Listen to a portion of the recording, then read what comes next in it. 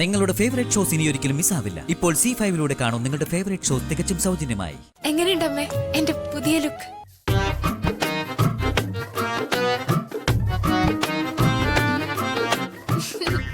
എന്തു കോലാടി ഇത്? ഇവൾക്ക് പിന്നെ എന്തോ ആകാലോ. ചേച്ചിയെ ഞാൻ എങ്ങോട്ടും വിടില്ല. ചേച്ചി ഇവിടെ ഉണ്ടാവണം, ഈ വീട്ടിൽ. അതാണ് ഈ കുടുംബത്തിന്റെ ഐശ്വര്യം. ചേച്ചി ഇവിടെ നിന്ന് ഇറങ്ങിപ്പോയാ പിന്നെ ഈ വീടൊരു കുടുംബമായി കാണാൻ എനിക്ക് കഴിയില്ല.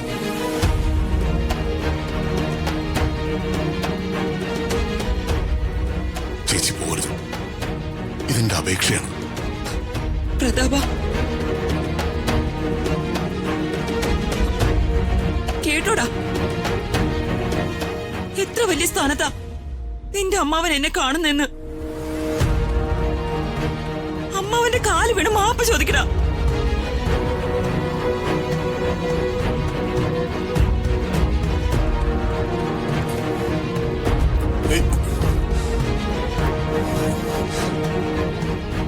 അമ്മാവൻ എന്നോട് പൊറുക്കണം. എന്റെ തെറ്റുകളെല്ലാം എനിക്ക് മനസ്സിലായി. ഒരിക്കലും ഇനി ഒരു തെറ്റും ഞാൻ ചെയ്യില്ല. എല്ലാം ക്ഷമിച്ച് അമ്മാവൻ എന്നോട് മാപ്പാക്കണം. നീ നിന്റെ റൂമിലേക്ക് പോ. പിന്നെ നീ കാരണം നിന്റെ അമ്മ വിഷമിക്കുന്ന ഒരു സാഹചര്യം ഇനി മേലുണ്ടാവരുത്. ചേച്ചി,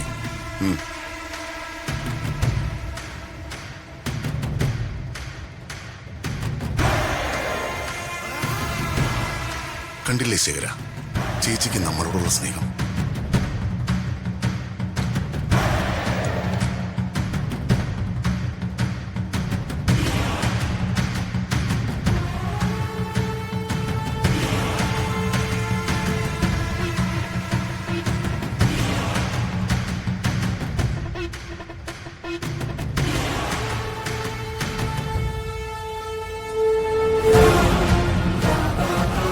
ഇങ്ങനെ സ്നേഹിക്കാൻ ഒരു ചേച്ചി ഉള്ളതാണ് എന്റെ ഭാഗ്യം.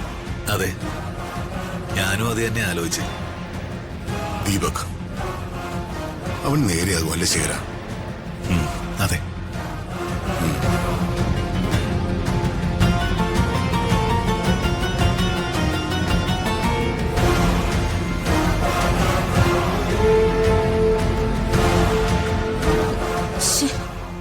അമ്മായി ഇറങ്ങിപ്പോന്ന് പറഞ്ഞപ്പോ ശരിക്കും നമ്മൾ രക്ഷപ്പെട്ടു എന്നാ ഞാൻ കരുതിയത്.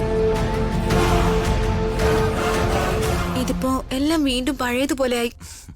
വർമ്മ സാറ് പാവറധിക മാഡം. സാറിന് അവരുടെ തനിനിറം മനസ്സിലാവുന്നത് വരെ അവരിങ്ങനെ അഭിനയിച്ച് സാറിനെ പറ്റിച്ചുകൊണ്ടേയിരിക്കും. എല്ലാത്തിനും ഒരു സമയമുണ്ടല്ലോ മാഡം. സമയാകുമ്പോ എല്ലാം ശരിയാവും. നമുക്കിറങ്ങാം.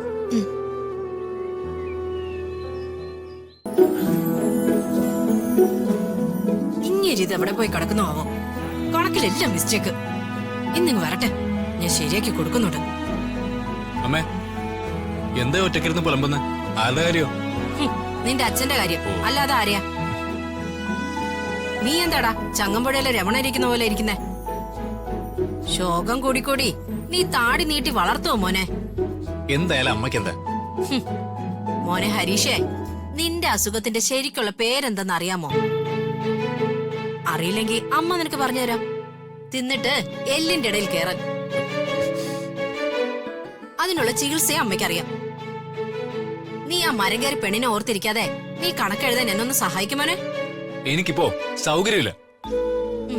കണക്കൊക്കെ അമ്മ തന്നെ എഴുതിയാ മതി.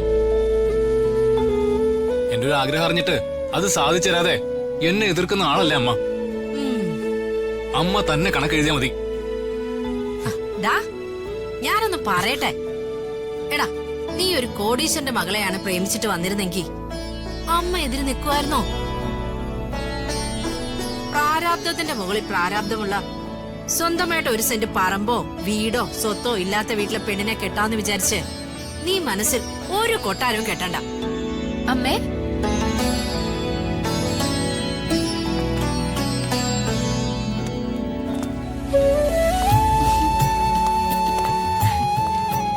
എങ്ങനെയുണ്ടമ്മേ എന്റെ പുതിയ ലുക്ക്?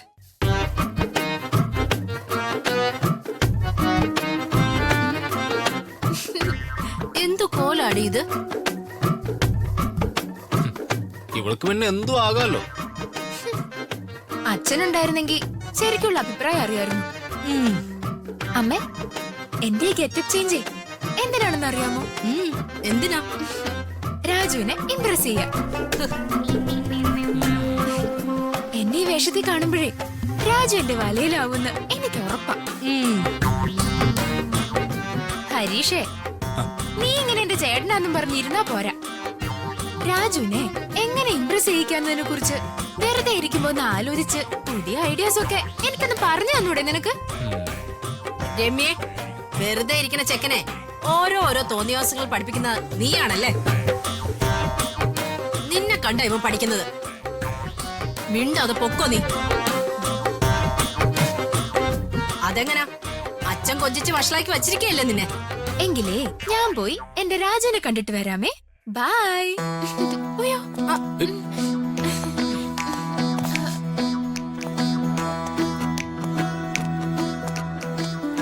എവിടെയും തട്ടി വീഴല്ലേ? ഇല്ലമ്മേ. അമ്മേ, ഇരുന്ന് കണക്ക് എഴുതിക്കോ, ഞാൻ പോവാ. ദാ, ഒന്ന് സഹായിച്ചിട്ട് പോടാ. ഒറ്റക്കിരുന്ന് എഴുതിയാ മതി. ഹോ, രണ്ട് കണക്കാ.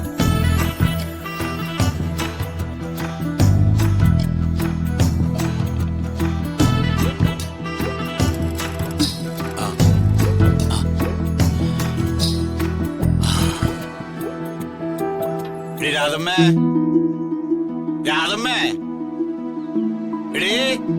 ആ ശ്രീ, അച്ഛൻ വന്നേ. എന്താ, എന്തു പറ്റി? മുഖം എന്താ വല്ലാതിരിക്കുന്നേ? അല്ല, ഇതാരാ? കാശ് വല്ലതും ഇരിപ്പുണ്ടോ എന്റെ കയ്യില്? എത്രയാ? 1000 മതി. ഉണ്ടോടി 1000? ഞാനൊന്ന് നോക്കട്ടെ. സുശീല, ഈ കാര്യമൊന്നും ചാടിക്കേറി പറയാൻ നിൽക്കണ്ട. സാവധാനം ഞാൻ പറഞ്ഞ് മനസ്സിലാക്കിക്കോളാം. മനസ്സിലായോ?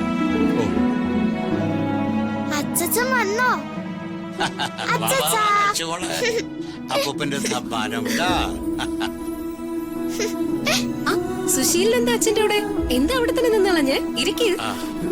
ഇരിക്കാനുള്ള സമയമൊന്നുമില്ല, പോയിട്ട് കുറച്ച് ധൃതി ഉണ്ടായിരുന്നു. രാധമ്മേ, നിനക്ക് മനസ്സിലായോ? ജയന്റെ കൂട്ടുകാരൻ സുശീലനാ. ജയന്റെ കൂട്ടുകാരനോ? അപ്പൊ നിങ്ങളാരും ഒന്നും അറിഞ്ഞില്ലേ? ജയനൊന്നും വിളിച്ചു പറഞ്ഞില്ലേ? ഇല്ല. ഞാനാ പറഞ്ഞത് ആരെയും വിളിച്ചൊന്നും പറയണ്ടെന്ന്. എന്താ പറ്റിയത്? ഡോക്ടറിന്റെ സവാരിക്കാണല്ലോ വേണുചാട്ടൻ ഇവിടുന്ന് പോയത്. അവിടെ വെച്ച് വേണുചാട്ടന് ഒരു ആക്സിഡന്റ് പറ്റി.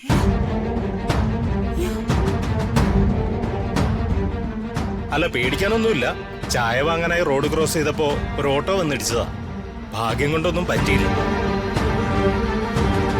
രാജുവിനെ വിളിച്ചു പറഞ്ഞ് വിഷമിപ്പിക്കേണ്ടത് ഞാനാ പറഞ്ഞത്. എന്നിട്ടിപ്പോ എന്തായി? ഡോക്ടർ എന്ന സവാരിക്കൂലി മുഴുവൻ അവൻ കൊണ്ടുപോയി. ഇവന്റെ കൂടെ എന്നെ ബസ് കയറ്റി വിട്ടു. ജയന് പെട്ടെന്നൊരു അത്യാവശ്യം വന്നപ്പോ റോൾ ചെയ്യാൻ വാങ്ങിച്ചാ പെട്ടെന്ന് തിരിച്ചു തരും. അല്ല, എന്നിട്ട് നിനക്ക് എന്തെങ്കിലും പറ്റിയോ മനുഷ്യ? സത്യം പറയ്. ഞാൻ രാജുവിനെ വിളിക്കട്ടെ? ഡൗൺലോഡ് ചെയ്യൂ C5 ആപ്പ്. കാണൂ എല്ലാ എപ്പിസോഡുകളും സൗജന്യമായി.